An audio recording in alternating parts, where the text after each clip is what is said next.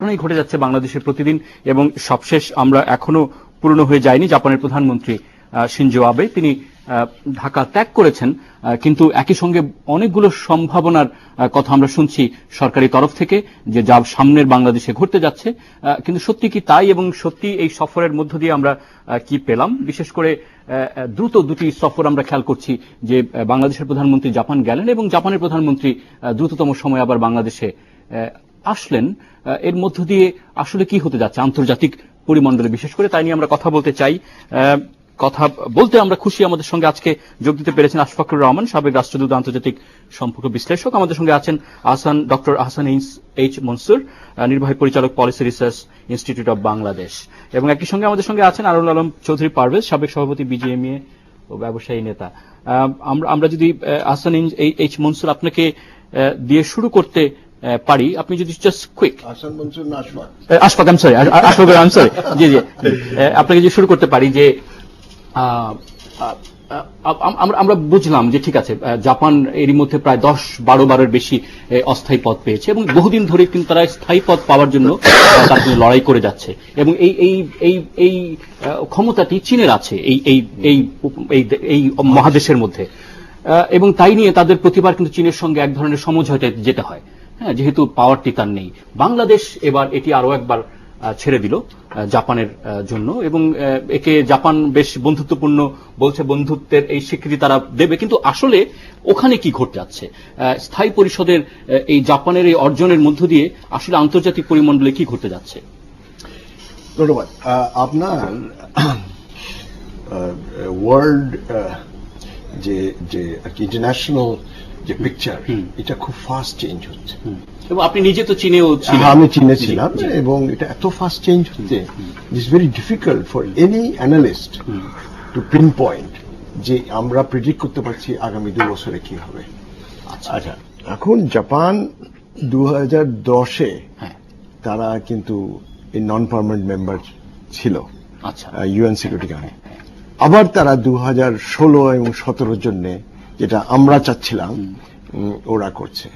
এখন এটার কারণটা হলো যে ওদের এলাকাতে এবং এশিয়া প্যাসিফিকে এখন big changes are coming in, আপনার পলিসি চেঞ্জেস, এবং এইটা ফেস করতে হচ্ছে জাপানকে। জাপান খুব অস্থির, এবং আপনি যদি আমাকে 1 মিনিট টাইম দেন, আমি খালি বলি যে কি চেঞ্জেস, তাহলে আপনি বুঝতে পারবেন। কয়েক বছর আগে ওবামা ডিক্লেয়ার করেছিল যে ওর যত মিলিটারি অ্যাসেটস আছে মিডল ইস্টে, এগুলো সে শিফট করবে টু এশিয়া প্যাসিফিক। কারণটা হলো যে সে দেখলো যে ওর যে ইন্টারেস্ট আছে মিডল ইস্টে আমেরিকার, আর এটা এমন কিছু না, ওইখানে অনেক বেশি ইন্টারেস্ট। কিরকম? জাপানের ইন্টারেস্ট, তারপরে তাইওয়ানের ইন্টারেস্ট এগেনস্ট চায়না, সবচেয়ে বড় হলো সাউথ চায়না সিতে যে দ্বীপগুলো আছে, এইটা নিয়ে মারামারি কাটাকাটি হচ্ছে, এবং আমেরিকার অ্যালাইজরা ফিলিপিন্স, ভিয়েতনাম যদি অ্যালাই বলেন, মানে এরা খুব বিপদে আছে। তো how to overcome it, America ঠিক করলো যে ঠিক আছে, আমি এসে পেছনে থাকবো আমার মিলিটারি অ্যাসেটস নিয়ে। আর কিছু দেশকে ওরা বলল, জাপান, অস্ট্রেলিয়া, ইন্ডিয়া, তোমরা একটা kind of coalition of the willing, তুমি যদি ইচ্ছা করো, তোমরা একটা ফ্রন্ট দাও against China, because China's rise militarily and economically is threatening the whole of Asia Pacific and Western interest. তো এখন এইটা, this is the basic reason why all this দৌড়াদৌড়ি। সেখানে শেখ হাসিনার অবস্থান, এই সরকার তাহলে জাপানের সঙ্গে এক ধাপ কি এগিয়ে গেল? না, আমি মনে করি যে ব্যক্তিগতভাবে আমি মনে করি যেটা এক ধরনের সঠিক সিদ্ধান্তই, কারণ আমাদের আলটিমেট উদ্দেশ্য সিকিউরিটি কাউন্সিলে বসে না বসা, এটা তো আমাদের অর্থনৈতিকভাবে সামাজিকভাবে কিছু হয় না। আমরা অতীতে পেয়েছি, আগামীতেও পাবো ওই সিট, কিন্তু এটার মাধ্যমে আমরা জাপান সরকারকে এক ধরনের উপর ঢোকন দিলাম, যেটা আমাদের হাতে ছিল রেডি সবসময়, দিন শেষে যেটি আবার যুক্তরাষ্ট্রের, এবং এবং সেটা যুক্তরাষ্ট্রকে সন্তুষ্ট করবে জি, এই স্ট্র্যাটেজির সাথে যেটা আশফাক ভাই বললে সেটার সাথে পুরোপুরি সঙ্গতিপূর্ণ আবার। এবং এটাতে চায়নার বেজার হওয়ার কিছু নেই, কারণ চায়না তো পার্মানেন্ট পজিশন আছে। China can block anything any time in the UN security council. আমি একটু ওনার কনটেক্সটটাকে আরেকটু বৃহত্তর পর্যায়ে একটু দেখতে চাচ্ছি। সেটা হচ্ছে যে এই যে শিফটের কথা উনি বললেন, এটা প্রাইমারি এই জিও পলিটিক্যাল শিফট হচ্ছে। একটা প্রাইমারি কারণ হচ্ছে চায়নার দ্রুত উন্নয়ন, এবং সেই সাথে এশিয়ার অন্যান্য কয়েকটা দেশেরও বেশ দ্রুত উন্নয়ন হচ্ছে। ব্রাজিল এবং ভারত ওদিকে তারাও তো ওটা তো অন্য একটা ফোরাম, তার স্ট্র্যাটেজিক কারণ আছে, কিন্তু ওটাতে আমি না গেলাম। আমি যেটা এশিয়ার কনটেক্সটে যেটা দেখছি সেটা হচ্ছে যে জাপান বিশ্বের দ্বিতীয় বৃহত্তম অর্থনৈতিক কর্মকাণ্ড সেখানে, কিন্তু জাপান এটা জানে এবং আমরাও জানি এটাতে বেশি দিন জাপান থাকতে পারবে না। চায়না এটা নিয়ে নিচ্ছে আগামীতেই কয়েক বছরের মধ্যে, তারপরে ভারত নেবে, তারপরে এশিয়ার অন্য দেশ এবং ইন্দোনেশিয়াও এটা নিবে। চায়না জাপানকে এক্সিড করে যাবে বাই 2050। জাপান এক্সিড করে যাবে ইন্দোনেশিয়া প্রজেকশন আর এডিবি, যেটা জাপানের Japan is a president of that organization, তাদেরই প্রেডিকশন হচ্ছে যে বাই 2050 এশিয়ার পৃথিবীর বৃহত্তম দেশ হবে চায়না অর্থনৈতিকভাবে, তারপরে হবে আমেরিকা এবং ভারত, তারপরে হবে ইন্দোনেশিয়া।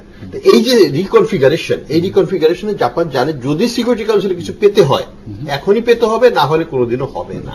এটা একটা সত্য বাস্তবতা। 2 নম্বর হচ্ছে জাপান একটা অর্থনৈতিকভাবে একটা কিন্তু সারপ্লাস কান্ট্রি, এবং এবং এবং ডেমোগ্রাফিক্যালি এটা হচ্ছে একটা বার্ধক্যজনিত কারণে এক ধরনের প্রবলেম আছে। অর্থাৎ প্রচন্ড ভাবে তাদের যেটাকে বলে এজিং প্রবলেমটা তাদের সবচেয়ে আগে সেখানে আটকে গেছে। ফলে তাদের সেভিংসটাকে ইনভেস্ট করতে হচ্ছে বিদেশে। চায়নার সাথে জিওপলিটিক্যাল কারণে তারা আর চায়নাতে সেখানে যাবে না। Already they are over invested. They don't want to go there. So where would they go?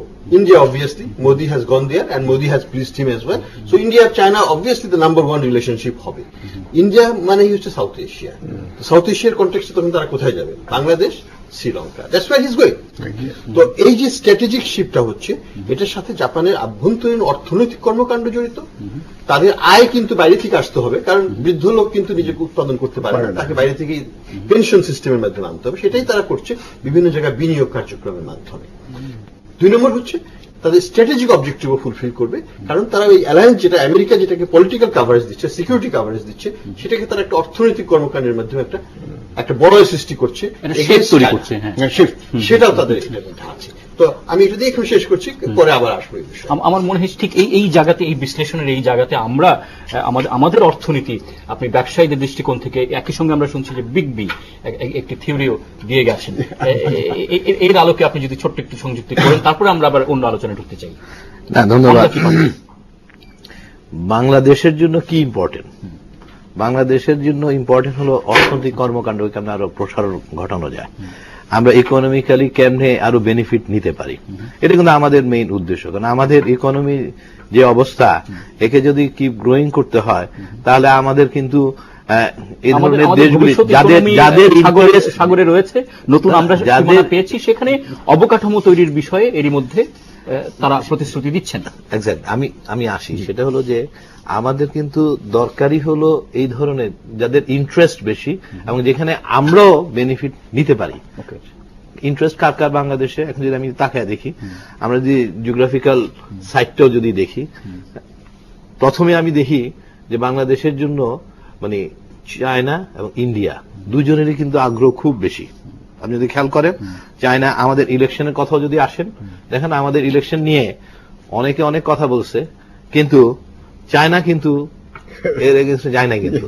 এবং ও কিন্তু প্রথমে যেমন ইন্ডিয়ার সাথে সাথে কিন্তু চায়না বলতেছে না আমরা সুসম্পর্কটা কিন্তু মেনটেন করব, সে কিন্তু তার ইন্টারেস্ট শো করছে। সে কিন্তু বলতেছে আমি পদ্মা ব্রিজেও আমি কাজ করতে চাই, আমি ডিপ সি পোর্টে কাজ করতে চাই। চায়না যখন এটা করছে, তখন দেখা যাচ্ছে যে বাংলাদেশ চাচ্ছে যে জাপান যাতে বাংলাদেশের সাথে থাকুক, এবং বাংলাদেশ আমি যতটুকু জানি এই সরকার এসেই কিন্তু চেষ্টা করছে যে জাপানে একটা ভিজিট করা যায় কিনা, এবং খুব কুইকলি কিন্তু ওরা পাচ্ছে, এবং জাপানে ভিজিটও করেছে। এবং জাপান কিন্তু সাথে সাথে বলছে যে ওরা $6 বিলিয়ন তারা বাংলাদেশে ইনভেস্টমেন্ট করবে, এবং নট অনলি দ্যাট, ইমিডিয়েটলি তারা কিন্তু ভিজিট করেছে, মানে প্রাইম মিনিস্টার ডেটও দিয়ে দিয়েছে কিন্তু। এবং ইন বিটুইন কি হয়েছিল, জেট ট্রুথ মারফতে সাথে সাথে বলা হচ্ছে যে আপনারা জানেন যে BCIM যেটা বাংলাদেশ, চায়না, ইন্ডিয়া এবং and মায়ানমার, হ্যাঁ, এই যে একটা প্ল্যাটফর্ম যে তৈরি হচ্ছে, যে এখানে কিন্তু বাংলাদেশও আছে, এবং এই প্ল্যাটফর্মের ইনিশিয়েটরটা কে ছিল? চায়না ছিল কিন্তু। এবং জাপানের জেট্রা এসে বলতেছে তোমাদেরকে আমরা আরকেপটা হলো আরেকটা ফোরাম যেখানে ওরা ওই আসিয়ান কান্ট্রির, ওরা কিন্তু আসিয়ান কান্ট্রির মেম্বার না, এবং সেখানে জাপান আছে, চায়না আছে, সেখানে অস্ট্রেলিয়া আছে, এরা আছে, এবং ওরা কিন্তু অলরেডি পার্ট অফ ইট হয়ে গেছে। ওরা আরকেপ করার পরে ওরা আসিয়ারও কিন্তু সমস্ত অ্যাডভান্টেজ বলেন বলেন ওটার মধ্যে পার্ট হয়ে গেছে। এখন এরা বলতেছে, জেট্রো বলতেছে তোমাদেরকে আমরা ইমিডিয়েটলি আরকেপের কিন্তু সদস্য বানাবো। তার মানে কি, আমাকে কিন্তু সে সুযোগ করে দিতে চাচ্ছে যে যাতে আমি ওটারও একটা মেম্বার হইতে পারি এবং আমারও সে করিডোরটা ওখান দিয়ে হয়ে যায়। এখন বাংলাদেশ যখন এই জায়গায় বসে, খেয়াল করেন কিন্তু এদিকে ইন্ডিয়াও আমাকে চাচ্ছে, ইন্ডিয়াও করিডোর দিবে, চায়নার সাথে ইন্ডিয়া করিডোরের দিকে কিন্তু দুজন এক, আবার ট্রানজিটের দিক থেকে কিন্তু ইন্ডিয়া বাংলাদেশকে পুরোপুরি কিন্তু সাপোর্ট করতে চাচ্ছে। আবার on the other hand Bangladesh চাচ্ছে ইন্ডিয়াকে সাপোর্ট করতে, অন দ্য আদার হ্যান্ড জাপানও কিন্তু এখন আবার ইন্টারেস্টেড, না আমিও কিন্তু ডিপ সিপোর্টে করবো, আমিও কিন্তু তোমাকে $6 বিলিয়ন দিব, তোমার ইনফ্রাস্ট্রাকচারে আমি ইনভেস্টমেন্ট করতে রাজি আছি। দরকার হলে এবার উনি ভিজিট করে এসে বললো দরকার হলে এর থেকে আরো বেশি আমরা কিন্তু বাজেট অ্যালোকেশন করতে রাজি আছি। শুধুই কি এই যে জিনিসটা আমি তো মনে করি big opportunity for the nation. এখন কথাটা হলো যে আমরা এটাকে ক্যাশ করব, যে ক্যাশ করার জন্য যে এক্সপার্টাইজ দরকার এবং কার থেকে কোনটা নিব আর কাকে কোনটা ছাড়বো এবং কোনটাতে আমরা in the future better benefit আনতে পারবো, এই এক্সপার্টাইজটা আমার মনে হয় এখন অত্যন্ত জরুরি হয়ে গেছে টু ডেভেলপ। কারণ না হলে দেখা যাবে যে হয়তো আমরা ক্রস ফায়ারও পড়ে যেতে পারি। কিন্তু আজকে আপনি খেয়াল করে দেখেন যে ইন্ডিয়া অলরেডি কিন্তু ইন্ডিয়া ডিসকাশন শুরু করেছে, বাংলাদেশ একটু ডিলে করতেছিল মায়ানমারের রুটটা, ইন্ডিয়া কিন্তু এখন অলরেডি ডিসকাশন শুরু করেছে যে ওরা দরকার হলে নেপাল মায়ানমার বাংলাদেশকে বাইপাস করে ওরা ওদিক দিয়ে নিয়ে চলে যাবে। So time is so important, যেটা আশফাক ভাই বললেন যে ওনার এক্সপেরিয়েন্সে যে এটা কিন্তু 2 বছরের মধ্যে কোথা থেকে কোথায় চলে যাবে উই ডোন্ট নো। হ্যাঁ, তার বাড়িটা কি we don't have enough time, but truly I must say যে বাংলাদেশে কিন্তু এক্সপার্টাইজ আছে। শুরুটা তো আমরা, আমার মনে হচ্ছে এখন পর্যন্ত সূচনাগুলো প্রত্যেকটি সেক্টরের সূচনাগুলো এখন পর্যন্ত আমি কিন্তু ইয়েস বলতেছি, জি আচ্ছা, আমি ইয়েস বলতেছি এবং ওরা কিন্তু ধরে নিচ্ছে আমি ইয়েস। এখন কোনটা আমি হ্যান্ডেল করতে পারবো না, এই জন্য আমি বললাম আমি কিন্তু ক্রস ফায়ারও করে দিতে পারি। দেখা যাবে যে আমি কারো থেকে কিছুই পাইলাম না, মানে এরও খুশি করতে গেলাম, ওরও খুশি করতে গেলাম, ওরও খুশি করতে গেলাম।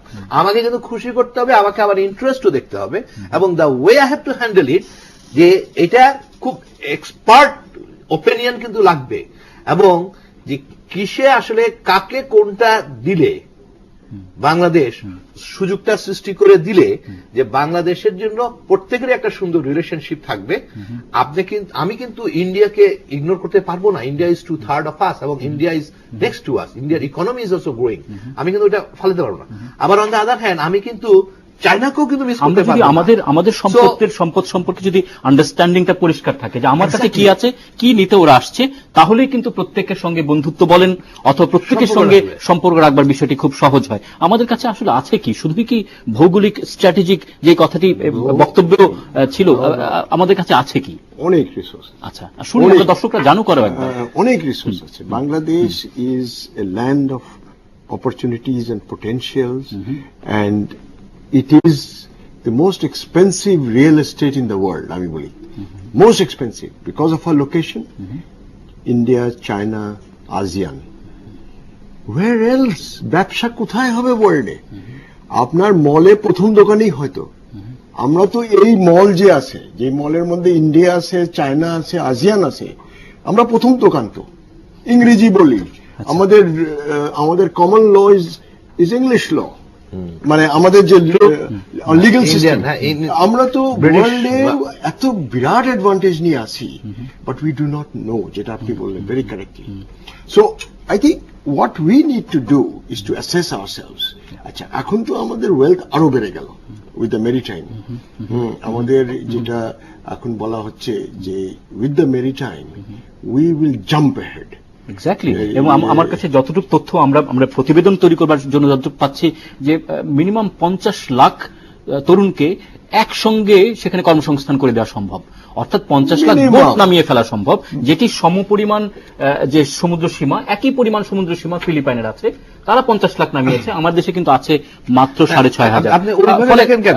আমি শুধু ওই উপরে সাইডে না কাঠামোটা দেখে দেখলাম। আপনি দেখেন যে under the sea আমরা নাই যাই, পরিষ্কার, আপনি জি, পরিষ্কার জি। যে এটা আপনার, it itself is a big thing. মানে এটা আমরা Exactly. রিয়েলাইজ করতে পারছি না। জি, মহিষোপানের আপনি অ্যাক্সেস পেয়েছেন, আপনি 200 নটিক্যাল মাইল পর্যন্ত গিয়েছেন, আপনি এখন মহিষোপানের অগাধ সম্পদ আপনি অ্যাক্সেস হ্যাঁ। পেয়েছেন। এখন এই যে জাপানের যা কিছু তারা আমাদেরকে দিচ্ছে, অবকাঠামো যা দিচ্ছে, সেখান থেকে এই মহিষোপানের অ্যাক্সেস বলেন বা সমুদ্র সীমার এক্সপ্লোরেশন বলেন, আমরা আছি কোথায়? আমরা কি রাইট ট্র্যাকে আছি? আমি একটু এইটা আসবো আপনার কাছে, জি, করব। জি, জি। আমি অবশ্যই এটা আমাদের একটা জন্য একটা বিরাট সুযোগ, অপরচুনিটি, জি। এটা নিয়ে কোনো অস্বীকার করার কিছু নাই।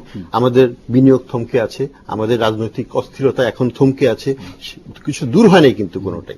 এই থমকানো অবস্থা থেকে যদি আমাদেরকে অর্থনীতিকে বের করতে হয়, এই জাপানি বিনিয়োগ বা চাইনিজ বিনিয়োগকে যদি আমরা বড়ভাবে ঘটাতে পারি, কর্মযোগ্য কিন্তু আবার শুরু হবে। তাহলেই কিন্তু একমাত্র আমরা 7%, 8% গ্রোথে যেতে পারবো। তা না হলে কিন্তু সরকার যতই 7% বসায়, আসলে 6 থাকবে, আর প্রকৃতপক্ষে হয়তো 5 ঘরে।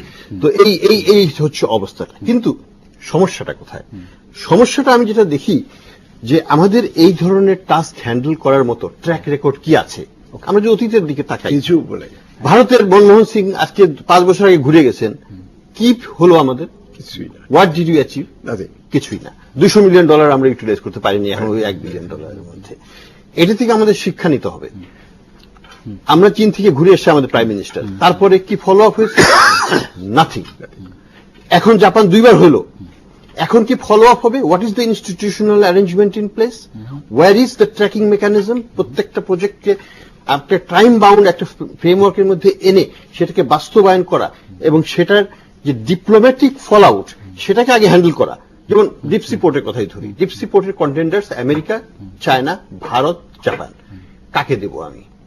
Oh yes, strategic decision. you have to negotiate this. You have to negotiate, যাকেই দিই না কেন অন্যদেরকে আবার ঠান্ডা মাথায় বুঝাইতে হবে for the best deal. যেটা আমি এখন তোমাদেরকে দিতে পারলাম না, বাট আগামীতে একটা কিছু দেবো। দেবো, হ্যাঁ। হ্যাঁ, সম্পর্ক যেন কোনো মতেই কারোর সাথে নষ্ট না হয়। আমরা এটা নতুন আজকে আমাদের নতুন ইস্যুতে আমরা ঢুকছি, এটা হ্যান্ডেল আমরা কি- করতে হবে। জি, আর অর্থনৈতিক ভাবে আমি যেটা বলি, সবচেয়ে বড় জিনিস যেটা, এই বড় প্রজেক্ট একটাও আমরা বাস্তবায়ন করতে পারিনি এখন পর্যন্ত। এগুলো পারবো কিনা আমরা জানি না।